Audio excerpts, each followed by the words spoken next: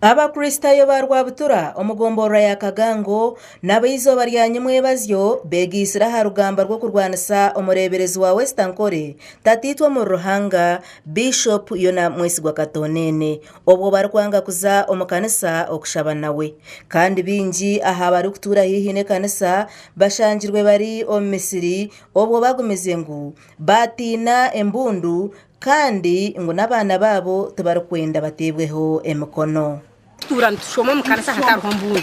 mwe twaza kureba turebe utubanize kureba TV West tureba bantu mu kanisa rwengando harho abembundu harho kahi buza ujate mwangu nanya kabira tuberebera TV mwe na hatu Rwabutura bishaye hati nito byatushobera ona shikutwakuza inkokore ngo abantu bagwira mu kabiyenje nito batkwatarayo mwe natinateke mkono abana asomere biro bibiri chumwe na nobutashoma hati jo neber dinishi hati tutwamsupportinga wazo mu kanisa ye kweri yeye ateke he mkono konga amanyangu hate dini itayo nagisisha tiyaye omureberezi ashikire aha kanisa ya Rwabutura nkashahi 5 z'akasheshe obwo abapolisi bari gukora umurimo gwabo ogwo kurinda obusinge hamwe n'abakanyama ababire bamushagatire kandi omukwikaho engoma ze kanisa zitirwa heru ye kanisa ngakamanyiso ko kwakira omureberezi omukitinisa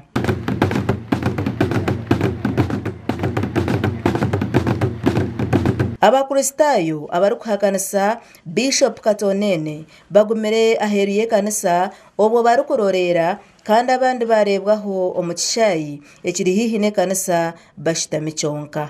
tuwangire ntugumu mwitu naje ko barabiskarage ningariko bwasanje kagende konka tinguza yisasi no bakuntwara mu7 bwa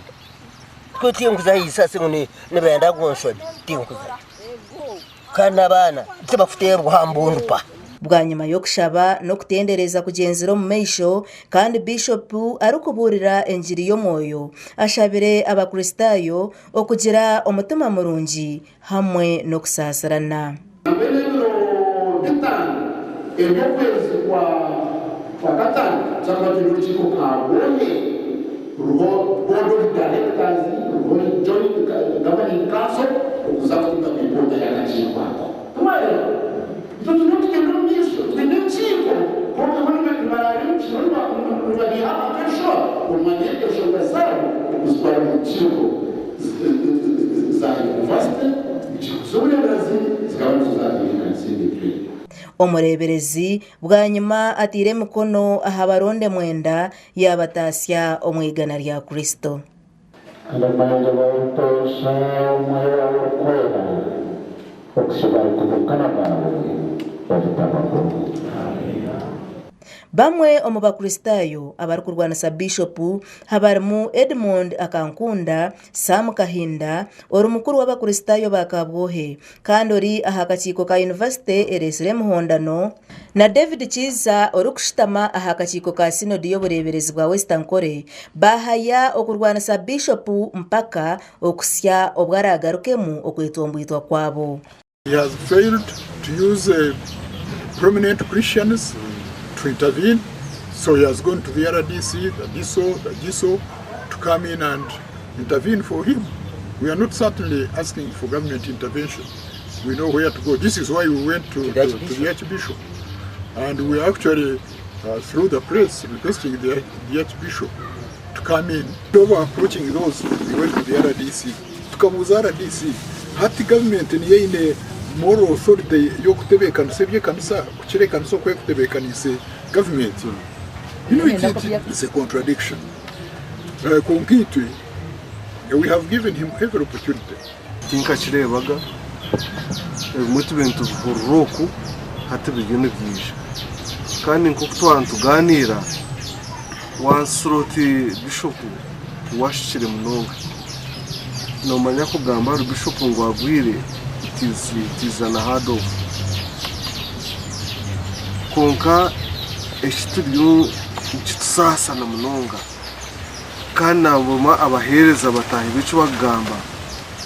nubagira ngo abwenshi atakwasa ugirugo mutuma akashuma hasi abwenshi atakusuma hasi akahura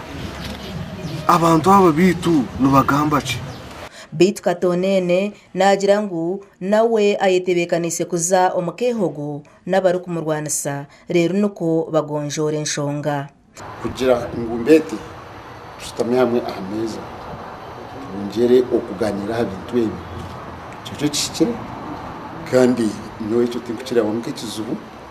mwamwenda ngumbaraganise icyo naza kukikora chaka bomusabiteze yaza gukora taho kambete tutamye hamwe ngambe nabo kuba nentamo aho banyondi umurisa kandi ndamizo kuba no risa na nenti harimo ezina mahembe hamwe nizo kucita